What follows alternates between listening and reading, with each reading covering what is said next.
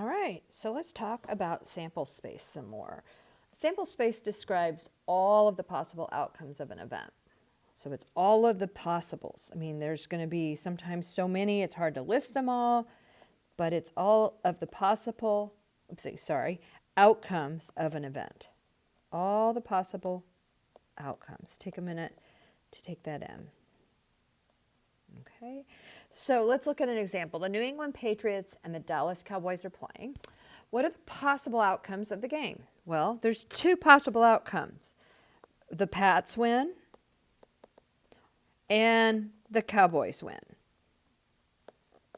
So there's two possible outcomes. If I have a number cube rolled, what are the possible outcomes? If it's one number cube, I have a 1. It could be a 2, a 3, a 4, 5, or a 6. So there's 6 possible outcomes. Well, the sample space can be displayed in a variety of different ways with lists, tables, or tree diagrams. And we do that to help determine the probability of a compound event.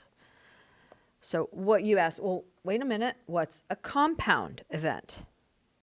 So the compound event, think about what that means. It means we've got more than one simple event, possible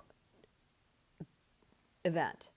Compound means I'm going to do 2 different combinations of 2 different types of events, and they're going to occur together. The total probability of the outcomes of compound event is still equal to 1.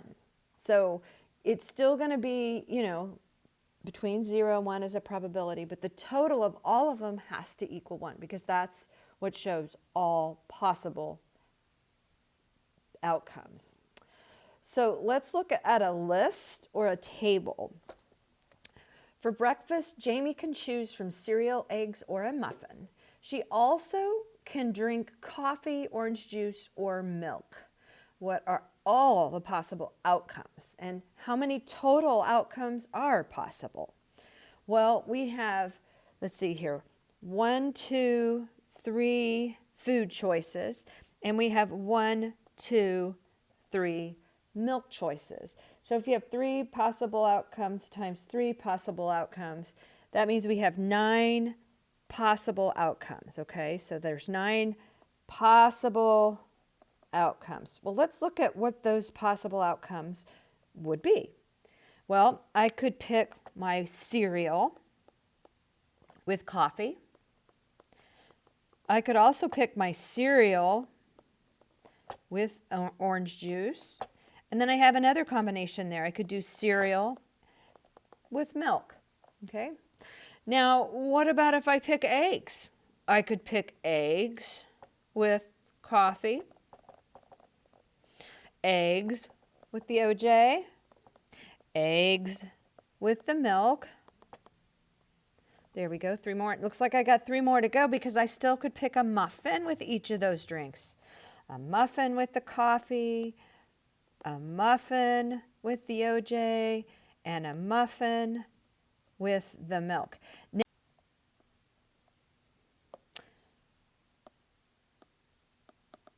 so we have 1, 2, 3, 4, 5, 6, 7, 8, 9 different possible outcomes. Well, let's look at the fair coin toss, and this time let's look at a tree diagram. A tree diagram can be a really nice tool for organizing this as well. A fair coin is tossed 3 times. What are the possible outcomes, and how many total outcomes could there be? Well, let's think about what this says. For each time, there's only 2 possible outcomes, heads or tails, right? Well, that means it's 2 times 2 times 2, because for each trial, here's the first toss, here's the second toss, there's the third toss.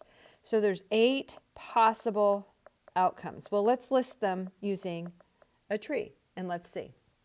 So I could come out heads the first time. The second time I could have a heads or a tail.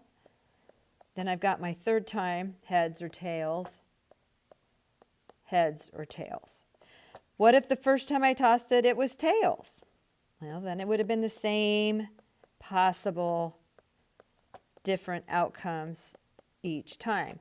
So you can see that I could have heads, heads, heads, heads, heads, tails. I could have head, tails, heads, head, tails, tails. Okay. I could have tails, heads, heads, tails, heads, tails. I could have tails, tails, heads, and tails, tails, tails. That's a lot of crazy sound things, isn't it?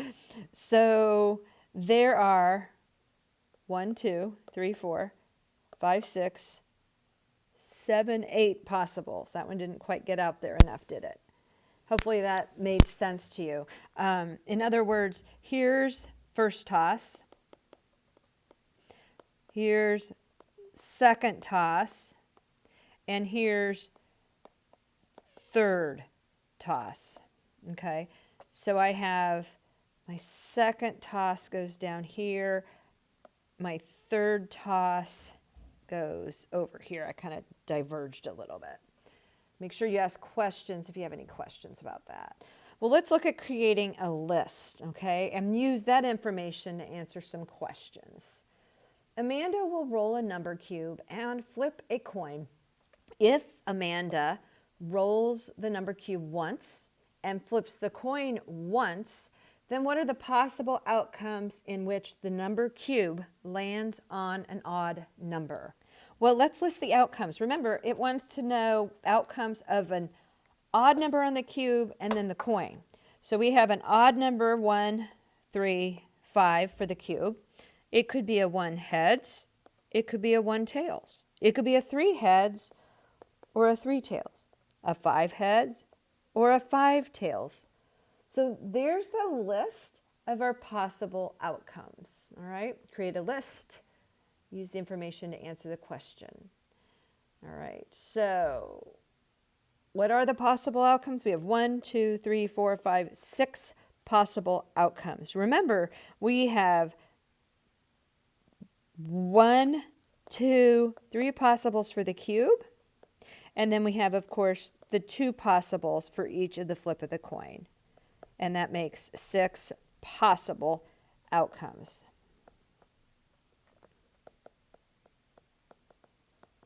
Okay, let's go on to the next one. I'm going to challenge you to go ahead and write your list for this one. We're going to have 2 spinners. They're going to spin at the same time. We want to know what all the possible outcomes are with 2 spins. So let's make a list first. First spin, let's say we land on 1 with each color. The second spin, let's see what would happen if we landed on 2 and with each color. So go ahead and make that list and then come back and check your work here.